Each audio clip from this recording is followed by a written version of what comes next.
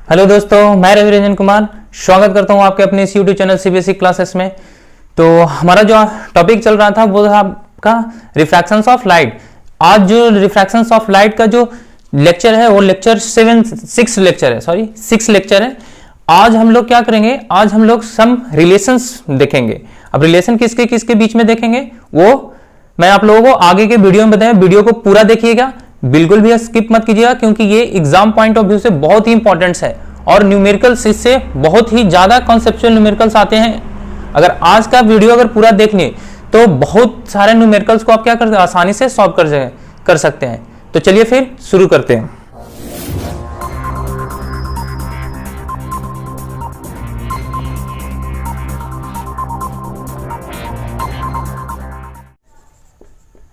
Relation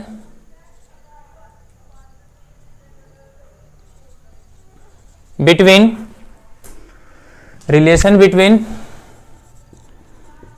a speed of light and their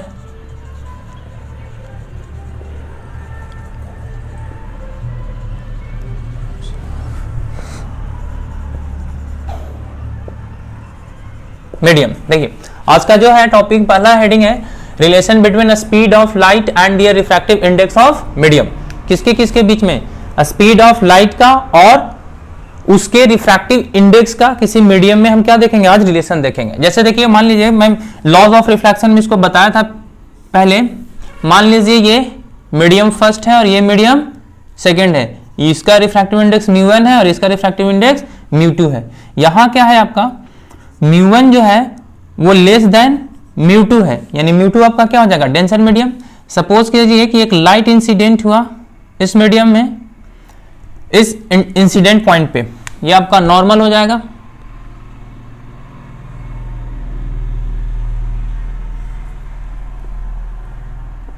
ये आपका normal हो जाएगा। अब ये लाइट अब ये तो रेयर मीडियम होगा, डेंसर मीडियम बेंड्स किधर करेगा, टुवर्ड द नॉर्मल, बेंड कर गया। ये आपका एंगल आई होता है और ये एंगल आपका R, angle of refraction R होता है। अब मान लिया फर्स्ट मीडियम में आपको पता है कि वेलोसिटी v1 है, वेवलेंथ λ1 है और फ्रीक्वेंसी f है। फ्रीक्वेंसी तो चेंज नहीं होता है, मैं पीछे के लेक्चर में इसको बतला चुका हूं। और इसमें क्या है, वेलोसिटी v2 है, वेवलेंथ इसका λ2 है और फ्रीक्वेंसी तो f ही रहेगा, फ्रीक्वेंसी चेंज नहीं होगा। अब हमको रिलेशन देना है किसके, इसका स्पीड और रिफ्रैक्टिव इंडेक्स के बीच में, स्पीड ऑफ रिफ्रैक्टिव इंडेक्स के बीच में। तो ध्यान से देखिएगा, पूरा देखिएगा इस वीडियो को, कैसे हम इसको रिलेशन लाते हैं। तो देखिए कहां चलेंगे, फ्रॉम स्नेल्स लॉ से चलेंगे। कहां से चलेंगे, स्नेल्स लॉ से। स्नेल्स लॉ ने हम लोग को क्या बतलाया था कि sine of angle of incident to the sine of angle of refraction, ये जो होता है वो होता है μ2 अपॉन μ1 के बराबर होता है। समझ में आ रहा ना, μ2 अपॉन μ1 के बराबर होता है। अब जरा यहां ध्यान से देखिएगा, ये μ2 जो है इसको हम क्या लिख सकते हैं, ये क्या है μ2, एब्सोल्यूट रिफ्रैक्टिव इंडेक्स। यानी ये जो μ2 है वो है एब्सोल्यूट रिफ्रैक्टिव इंडेक्स। कहने का मतलब है कि ये μ2 डिफाइन हुआ है किसके लिए, कि जब लाइट एयर से μ2 में गया होगा तब उसका जो रिफ्रैक्टिव इंडेक्स होगा वो है। तो इसको हम क्या लिखते हैं, c/v2। उसी तरह से μ1 को हम क्या लिखेंगे, c/v1। वेयर जो आपका c है वो क्या है, स्पीड ऑफ लाइट इन कहां है, एयर और किसमें, वैक्यूम में है। कहां है, वैक्यूम में। नाउ देखिए,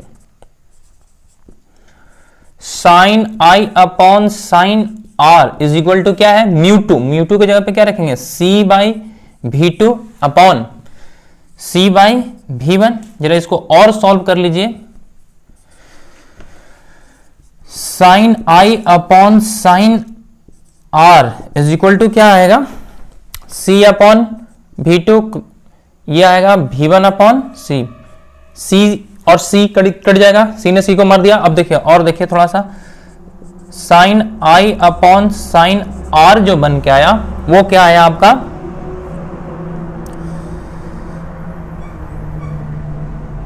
V1 अपॉन V2 बन के आया। साइन आई अपॉन साइन आर क्या बन के आया, V1 अपॉन V2।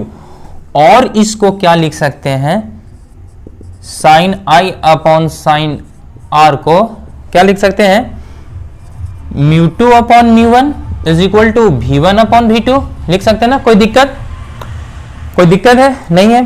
तो ये आपका फर्स्ट रिलेशन स्टैब्लिश्ड हो गया यहां से, और एक रिलेशन ये यहां से। अब थोड़ा सा और देखिए इसको हम और कैसे लिख सकते हैं, और इसको हम लिख सकते हैं μ2 upon μ1 is equal to V1 upon V2। ये देखिए अब यहां से बहुत ही इंपॉर्टेंट से एक लॉजिक निकल के आता है। वो लॉजिक क्या है, इसको मैं यहां लिख देता हूं। इसका जो लॉजिक क्या है यहां देख रहे हैं कि μ2 ऊपर है, यहां V2 नीचे है, μ1 नीचे है, यहां V1 ऊपर है। कहने का मतलब यहां क्या होता है, जो रिफ्रैक्टिव इंडेक्स होता है, समझ में आ रहा है ना बात को, जो रिफ्रैक्टिव इंडेक्स होता है किसी मीडियम का, वो ना इनवर्सली प्रोपोर्शनल होता है उसके स्पीड ऑफ लाइट का। उस मीडियम में जो स्पीड ऑफ लाइट होगा और उस मीडियम का रिफ्रैक्टिव इंडेक्स होगा, उन दोनों के बीच में कैसे रिलेशन है, इनवर्सली प्रोपोर्शनल का। कहने का मतलब है एक क्वांटिटी इंक्रीज करेगा तो दूसरा क्या करेगा, डिक्रीज करेगा। अब देखिए जैसे हमको पता है कि रेयर मीडियम में स्पीड का लाइट ज्यादा होता है तो उसका रिफ्रैक्टिव इंडेक्स क्या आएगा, कम आएगा। कैसे आएगा, यहीं पे देखिए ये रिफ्रैक्टिव इंडेक्स, सॉरी ये स्पीड ऑफ लाइट है।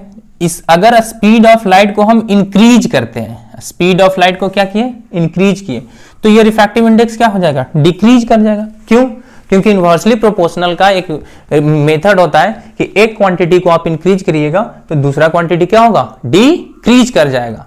समझ में आए बात। तो इसको आप लैंग्वेज में लिख लीजिए, दैट इज क्या लिखिएगा, स्पीड ऑफ लाइट या रिफ्रैक्टिव इंडेक्स ऑफ मीडियम, कुछ भी लिखिए इसको, refractive index of medium is inversely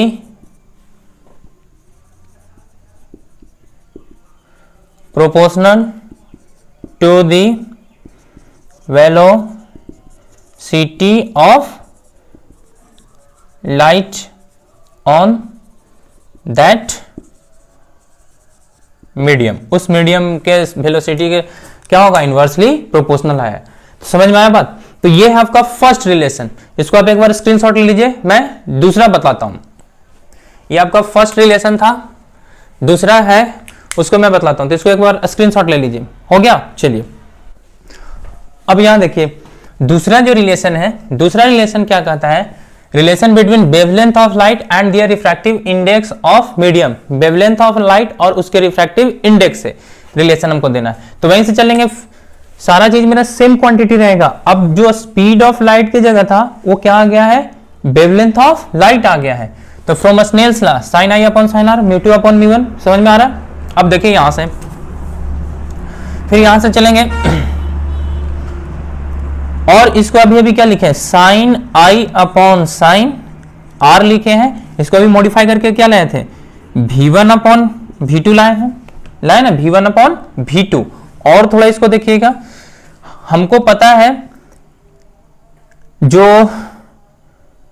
V1 है, स्पीड ऑफ लाइट है, वो जो होगा वो क्या होता है, फ्रीक्वेंसी इंटू वेवलेंथ होता है, फ्रीक्वेंसी इंटू वेवलेंथ होता है। V1 जो है स्पीड ऑफ लाइट क्या होता है, फ्रीक्वेंसी इंटू वेवलेंथ होता है। क्योंकि लाइट क्या है, एक वेव भी तो है, तो या वेव नेचर से इसको V1 is equal to frequency into λ1 लिख सकते हैं। और इसको आप क्या लिख सकते हैं, V2 is equal to f into λ2, क्योंकि फ्रीक्वेंसी तो मेरा चेंज नहीं होता है, फ्रीक्वेंसी चेंज नहीं ना होता है, तो फ्रीक्वेंसी चेंज नहीं, तो फ्रीक्वेंसी को एज इट इज लिख दें, मेरा वेवलेंथ और वेलोसिटी चेंज होता है। अब देखिए, नाउ देखिए साइन आई अपॉन साइन आर, V1 क्या है, f इंटू λ1 और V2 क्या है, f इंटू λ2। एफ ने एफ को मार दिया तो क्या बचेगा, sine I upon sine R is equal to lambda 1 upon lambda 2 बचेगा, लैम्डा 1 अपॉन लैम्डा 2 बचेगा। जरा ठीक थोड़ा इसको और थोड़ा सा ठीक करते हैं, sine I upon sine R is equal to mu 2 upon mu 1 आया था, और अभी क्या आया, लैम्डा 1 अपॉन लैम्डा 2 आया था, देख रहे हैं ना। तो अब क्या जो रिलेशन आया, एक तो रिलेशन मेरा ये आ गया, एक रिलेशन मेरा ये आ गया, और भी रिलेशन बन सकता है, देखिए mu 2 upon mu 1 is equal to lambda 1 upon lambda 2, एक रिलेशन ये आ गया। दैट इज कहने का मतलब क्या है, रिफ्रैक्टिव इंडेक्स भी जो होता है वो इनवर्सली प्रोपोर्शनल होता है वेवलेंथ ऑफ द लाइट के। रिफ्रैक्टिव इंडेक्स जो होता है वो इनवर्सली प्रोपोर्शनल होता है किसके, वेवलेंथ ऑफ द लाइट के। ये ऑब्जेक्टिव पॉइंट ऑफ व्यू से बहुत ही इंपॉर्टेंट है, सो प्लीज कीप वॉचिंग, पूरा देखिए वीडियो को। अब यहां पे देखिए लैंग्वेज में लिख लीजिए इसको, refractive index of medium is inversely light. Refractive index of medium is inversely proportional to the wavelength of light. जो रिफ्रैक्टिव इंडेक्स है मीडियम का वो क्या होता है, इनवर्सली प्रोपोर्शनल होता है किसके, वेवलेंथ ऑफ लाइट के। दैट इज, इसमें थोड़ा सा और देखिएगा, दैट इज क्या होगा, देखिए इधर sine I upon sine R is equal to हम क्या लिख सकते हैं, mu 2 upon mu 1 is equal to क्या लिख सकते हैं, V 1 upon V 2 is equal to क्या लिख सकते हैं, लैम्डा 1 अपॉन लैम्डा 2।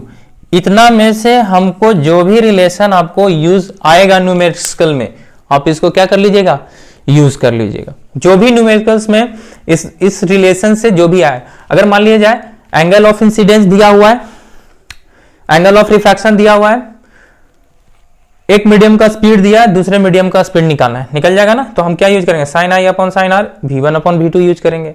अगर ये दोनों दिया हुआ है, कोई वेवलेंथ नहीं दिया हुआ है, तो वेवलेंथ को यूज करके उसको निकाल लेंगे। या मान लीजिए आपको म्यू 1 म्यू 2 दिया हुआ है, एक का वेलोसिटी दिया, दूसरे मीडियम वेलोसिटी, तो इस रिलेशन से इसको निकाल लेंगे। तो ये है आपका यूज करने का टेक्निक। एग्जाम में हम कौन सा फॉर्मूला, तो आपको याद रखने के लिए ये पूरा चीजें याद रखिए, जो भी इसमें आपको यूज आएगा उसको आप क्या कर लीजिएगा, यूज कर लीजिएगा एग्जाम में।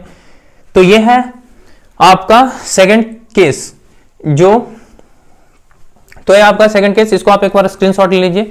मैं नेक्स्ट टॉपिक बताता हूं जो बहुत ही इंपॉर्टेंट है, रिवर्सिबिलिटी प्रिंसिपल्स ऑफ लाइट। तो एक बार आप इसको स्क्रीनशॉट ले, हेडिंग लगेगा reversibility principle of light. Reversibility principle of light होता क्या है, जैसे देखिए रिवर्सिबिलिटी प्रिंसिपल ऑफ लाइट होता क्या है। मान लीजिए ये आपका मीडियम फर्स्ट है, ये आपका मीडियम सेकंड है, ये इंटरफेस है, मीडियम इंटरफेस है, ये आपका नॉर्मल। मान लीजिए लाइट इंसिडेंट हुआ यहां, एक लाइट इंसिडेंट हुआ, आफ्टर रिफ्लेक्शन मान लीजिए ये बेंड कर गया इधर, मान लीजिए ये इधर बेंड कर लिया, ये आपका म्यू 1 है और ये आपका म्यू 2 है। म्यू 2 जो है वो ग्रेटर देन किससे है, म्यू 1 से, ठीक है। लाइट कोई दिक्कत नहीं था, एक मीडियम से आया, इस मीडियम से आया, फर्स्ट मीडियम में इंसिडेंट हुआ और सेकंड मीडियम में इसका क्या होगा, रिफ्रैक्शन हो गया।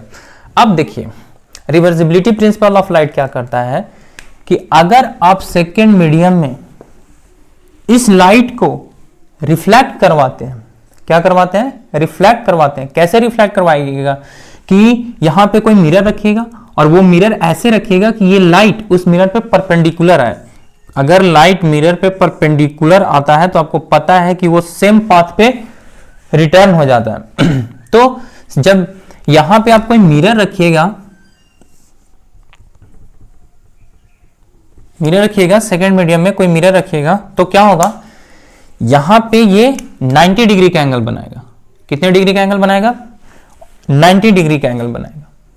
अब जब ये मिरर पे आएगा, तो मिरर पे आता है तो क्या होता है, लाइट का रिफ्लेक्शन होता है, तो सेम पाथ पे मुड़ेगा, सेम पाथ पे रिटर्न होगा। तो ये जो पाथ जो ऑबे करेगा ना, ये जो लाइट निकलेगा वो जैसे आया था उसी पाथ पे रिटर्न हो जाएगा। ध्यान से सुनिएगा, लाइट जिस पाथ पे इंसिडेंट हुआ था आफ्टर रिफ्लेक्शन, यहां से सेकंड मीडियम में रिफ्लेक्शन होने के बाद ये लाइट उसी पाथ पे फिर से क्या होगा, रिटर्न हो जाएगा, मतलब फिर से अपना वही पाथ रिट्रेस कर लेगा। ये जो फिनोमेना है लाइट का, ये जो प्रॉपर्टी है उसको क्या बोलते हैं हम लोग, रिवर्सिबिलिटी ऑफ लाइट बोलते हैं। क्या बोलते हैं इसको, रिवर्सिबिलिटी ऑफ लाइट बोलते हैं। समझ में आया रिवर्सिबिलिटी ऑफ लाइट क्या है? तो इसको मैं एक बार लैंग्वेज में लिखवा देता हूं कि रिवर्सिबिलिटी ऑफ लाइट है क्या। जो मैं बोला हूं वही लैंग्वेज में लिखवा देता हूं, जो मैं बोला था वही चीज को मैं यहां लिखवा दिया हूं। When light rays goes from one medium to another medium, in second medium the light ray reflected and return back to obey the same path in first medium. This is known as क्या कहलाता है, reversibility of light. अब इतना कहने से काम नहीं चलता, इसमें बहुत ही इंपॉर्टेंट लॉजिक छुपा हुआ है। लॉजिक करने का बहुत ही इंपॉर्टेंट कॉन्सेप्ट है, उसको आप ध्यान से देखिए। ये रिफ्रैक्टिव इंडेक्स, इसके लिए मान लिया एंगल ऑफ इंसिडेंट आई था और इसके लिए एंगल ऑफ रिफ्रैक्शन क्या था, आर था। सेकंड मीडियम में एंगल ऑफ रिफ्रैक्शन आर होता है। अब थोड़ा ध्यान से देखिएगा, यहां से चलेंगे फ्रॉम स्नेल्स लॉ से।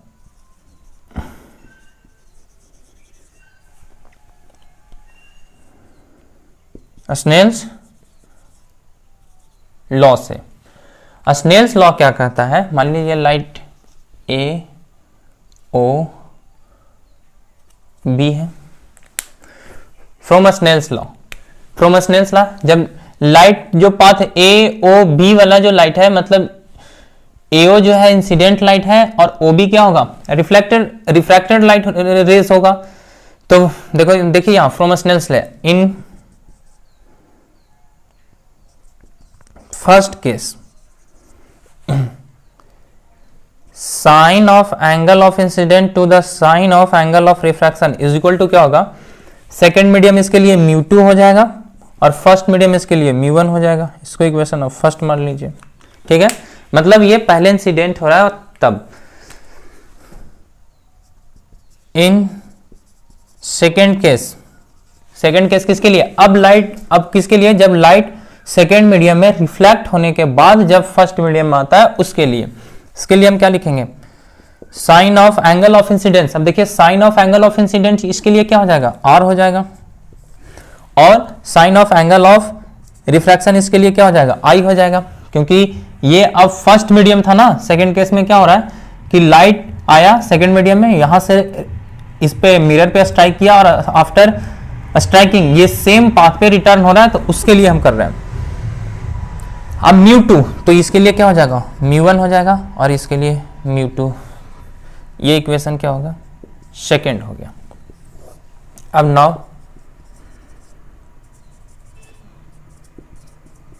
Multiply equation first and second को क्या कर लीजिए, मल्टीप्लाई कर लीजिए। फर्स्ट और सेकेंड को मल्टीप्लाई कीजिएगा तो देखिए तो क्या होगा, μ2 upon μ1 into μ1 upon μ2 is equal to sine I upon sine R into sine R upon sine I, ये हो जाएगा। अब एंगल सेम था, क्योंकि हमको एंगल क्या मिला था, सेम मिला था, तो इसको साइन आई से साइन आई को मार दिया, साइन आर ने साइन आर को मार दिया। तो क्या इसको आप कैसे लिख सकते हैं, refractive index of first second medium with respect to first medium multiply by refractive index of,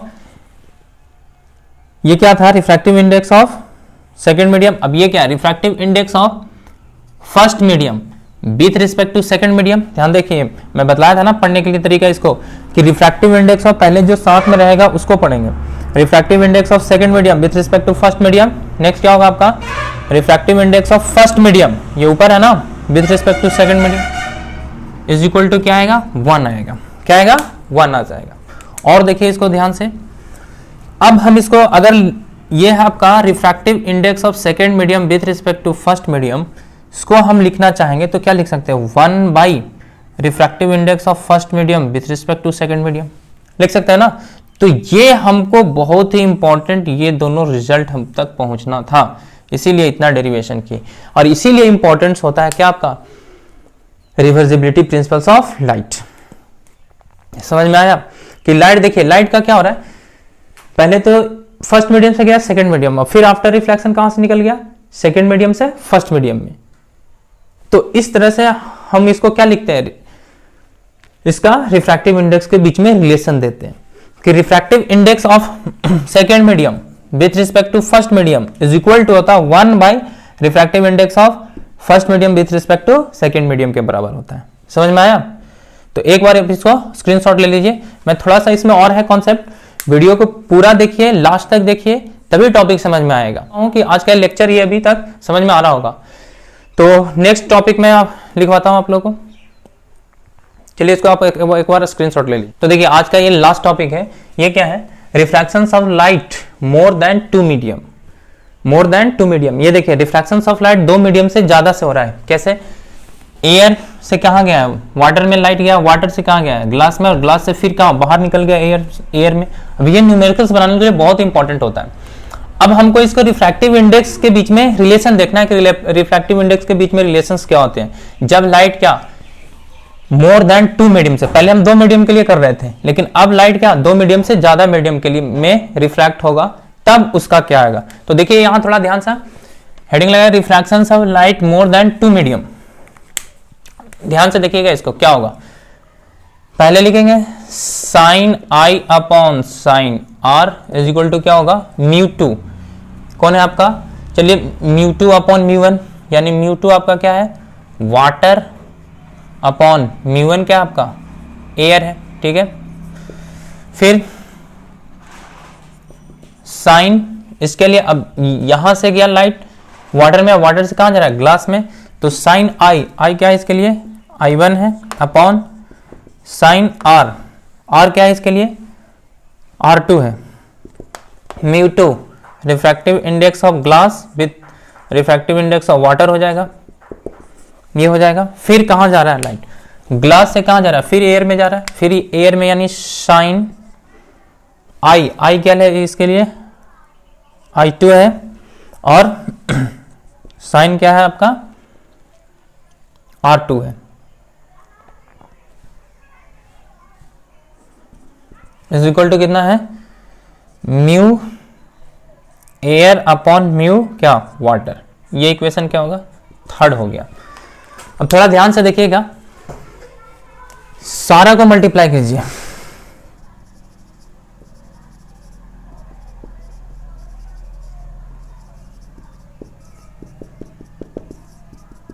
और थर्ड को क्या कर लिया, मल्टीप्लाई कर दिया। तो sine I upon sine R is multiply क्या हो जाएगा, sign I1 sign, sorry R2 लिखा गया है,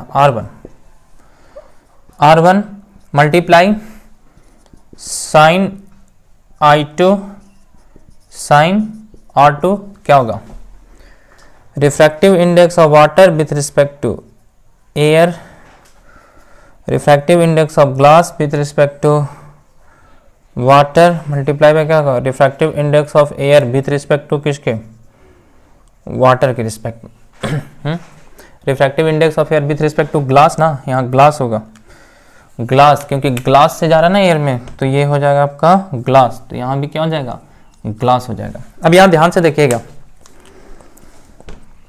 साइन आई अपॉन साइन आर, ये साइन जो, ये अब देखिए ये जो आई होगा ये आर के बराबर होगा। क्यों? क्योंकि ये दोनों नॉर्मल्स हैं और ये पैरेलल्स हैं, और ये अल्टरनेट क्या होते हैं, इंटीरियर एंगल दोनों इक्वल होते हैं। तो साइन आई, तो इसको हम क्या लिखेंगे, I1 को हम क्या लिखेंगे, आर लिखेंगे। साइन अब R1 देखिए ये और ये दोनों आपस में इक्वल होगा, साइन R1 और I1 आपस में क्या होते हैं, इक्वल, अल्टरनेट इंटीरियर एंगल यहां भी लगेगा।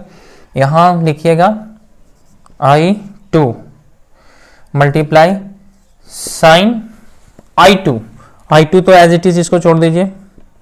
अब देखिए एक चीज और, ये जो आपका साइन R2 है ना, वो I के बराबर होगा।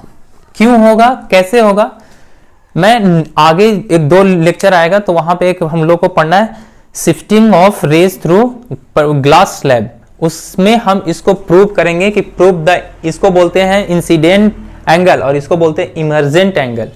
Prove that incident angle is equal to emergent angle. Same technique से प्रूव करेंगे।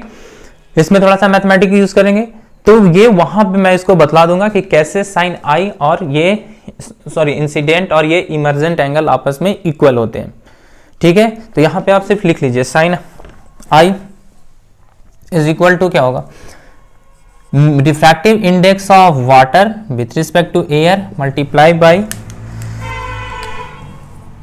Refractive index of water with respect to air multiply by refractive index of glass with respect to water multiply by refractive index of glass with respect to air का जो product आएगा वो 1 के बराबर आएगा।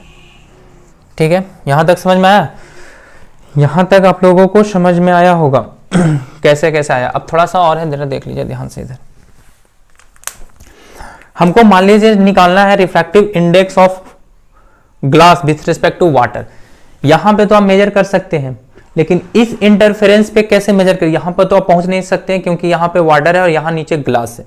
अब यहां पे नहीं पहुंच सकते हैं, तो इन दोनों का रिफ्रैक्टिव इंडेक्स को कैसे निकालेंगे यही मैं बताऊं। मान लिया आप एक केरोसिन रहता है, यहाँ पे वाटर होता है, तो अलग अलग चीज से इसको निकाल सकते थे। तो यहाँ पे देखिएगा कैसे चाहिए, refractive index of glass with respect to water चाहिए। तो वाटर के लिए क्या लिखेंगे, 1 upon refractive index of water with respect to air multiply by क्या होगा, refractive index of glass with respect to air हो जाएगा। यहाँ गलती हो रहा है, ये गलती हो रहा है, यहाँ इस मीडियम में जा रहा है ना, यहाँ पे थोड़ा सा गलती हो रहा है। देखिए लास्ट वाला रिफ्रैक्टिव इंडेक्स ऑफ एयर है ना विथ रिस्पेक्ट टू ग्लास, यहीं पे गलती हो रहा है थोड़ा सा। यहाँ लिखिएगा refractive index of air with respect to glass के रिस्पेक्ट में, तो और थोड़ा सा सुधारना पड़ेगा हमको। यहाँ सुधारना पड़ेगा refractive index of air with respect to glass, और यहाँ भी हमको सुधारना पड़ेगा, थोड़ा सा इसको सुधार लीजिएगा। Refractive index of air with respect to glass, यहाँ ग्लास से एयर में जाना तो refractive index of air with respect to glass निकालना है।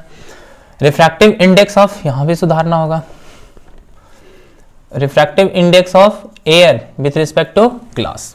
ठीक है, तो और थोड़ा देखिए, हमको पता है रिफ्रैक्टिव इंडेक्स ऑफ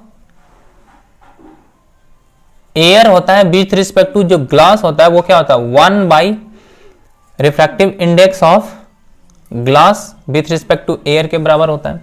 अभी अभी रिवर्सिबिलिटी प्रिंसिपल से इसको हम प्रूव किए। तो यहां से इसको उठा लीजिए, तो विथ रिस्पेक्ट टू ग्लास को क्या लिख सकते हैं, 1 by refractive index of glass with respect to air लिख सकते हैं। और इसको आप ढंग से कीजिएगा, अगर हम इसको refractive index of glass with respect to air लिखना चाहेंगे तो क्या लिखेंगे, 1 upon refractive index of air with respect to glass. Reversibility principle से अभी अभी हम इसको प्रूव किए हैं। और थोड़ा सा इसको ध्यान से देखिए, यहाँ पे हमको चाहिए refractive index of glass with respect to water, refractive index of glass with respect to water. तो refractive index of glass with respect to water चाहिए, तो क्या होगा इसमें, ये तो 1 upon refractive index of air with respect to glass के बराबर में हम क्या लिख सकते हैं, इसको हम लिख सकते हैं ना, refractive index of glass with respect to air upon में refractive index of water with respect to air. ये है आपका इंपॉर्टेंट रिजल्ट्स कि अगर हमको रिफ्रैक्टिव इंडेक्स ऑफ ग्लास निकालना है विथ रिस्पेक्ट टू वाटर, तो इसको हम क्या लिखेंगे, absolute refractive index of glass और absolute refractive index of water का जो रेशियो देगा वो आपका हो जाएगा refractive index of glass with respect to water. ये भी एयर था और ये भी तुम्हारा आपका क्या था, एयर था। एब्सोल्यूट को वैसे भी लिख सकते हैं और एयर भी लिख सकते हैं, डजंट मैटर। तो उम्मीद करता हूं कि आज का ये टॉपिक आप लोगों को समझ में आया होगा। अब हम इसका नेक्स्ट लेक्चर में क्या करेंगे, इससे रिलेटेड न्यूमेरिकल्स करेंगे और फिर इसको आप एक बार स्क्रीनशॉट ले लीजिए। तो ये है आज का बहुत ही इंपॉर्टेंट रिजल्ट, इसको तो आप ध्यान ही में रखिएगा क्योंकि ये एग्जाम पॉइंट ऑफ व्यू से बहुत ही इंपॉर्टेंट है। थोड़ा सा इसको आप वीडियो को बार बार देखिएगा, समझ में आ जाएगा कि कैसे कैसे चीजें हुई है इसमें। यहाँ पे हम क्या लगाए, लॉज ऑफ रिवर्सिबिलिटी लगाए हैं, लॉज ऑफ रिवर्सिबिलिटी लगाए हैं। हमको refractive index of glass with respect to air पता है, लेकिन refractive index of air with respect to glass नहीं पता। तो इसके लिए हम निकालने के लिए इसको हम चेंज कर लिए, जिसको हमको नॉन टर्म है उसमें, और फिर इसको हम रिजॉल्व कर दिए।